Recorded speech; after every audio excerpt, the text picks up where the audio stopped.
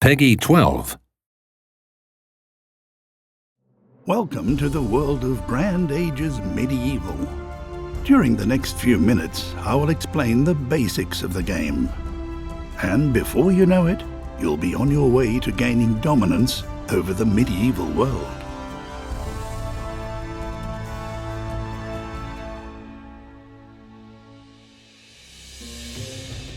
Build your empire.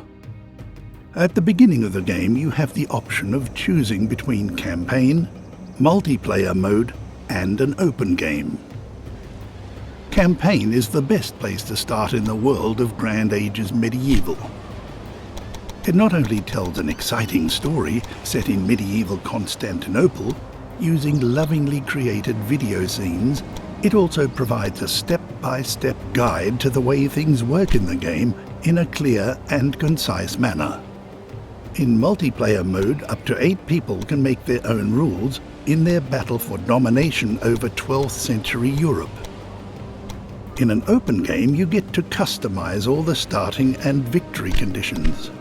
Once you've started a game, you can zoom, rotate, and move the camera about freely in the game world. Take a look at your first town first. In the role of town leader, you will enter a high-stakes game and become ruler of all of Europe. You'll be able to see how many inhabitants your town has and which goods are currently being produced. Depending on its location, each town can produce up to 5 different goods.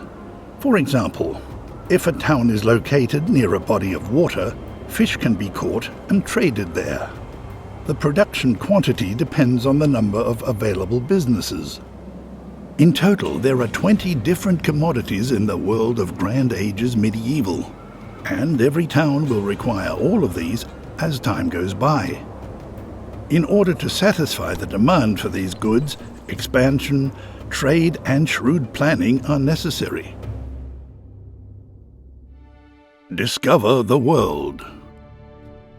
Use scouts to explore the area around your first town, and you will soon encounter other towns. Use the diplomacy menu to establish contact with their respective leaders and negotiate various treaties, make demands, or offer gifts. Apart from the quality of your offer, the success of your diplomatic endeavors also depends on your sympathy value with the corresponding leader. To increase your sympathy value, you can, in addition to gifts, increase the town's prosperity with brisk trade. In order to do so, your traders will require a well-developed network of roads. Create a flourishing economy. Once you have found trading partners and developed your road network, you will be able to hire traders at the inn. Fill their carts with commodities which you yourself have produced at low cost and send them to foreign towns to satisfy the demand for these goods there, and of course to earn a little gold as well. With this gold, you'll be able to expand and upgrade your town and production businesses, which will attract new inhabitants from the surrounding areas and create growth. But beware, as the town grows, so too will the needs of your people, which must also be satisfied. Expand your borders. In addition to traders, you can also hire settlers at the inn, with which you can establish new towns. To do so, send a group of settlers to a region of vacant land.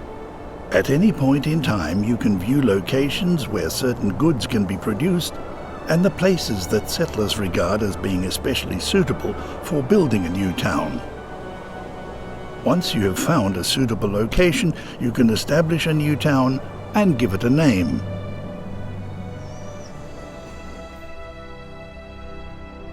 Recruit a terrifying army. The larger your empire grows, the more important it will become to defend it with courage and cold steel.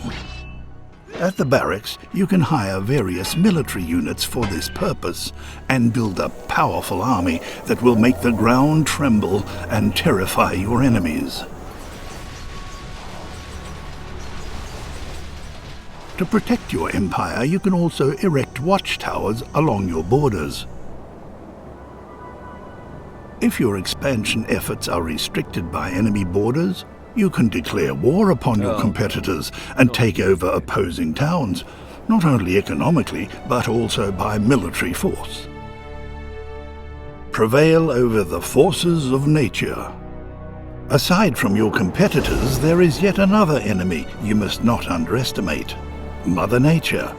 She makes her own rules and, depending on the region, she will plague its people with a variety of natural disasters.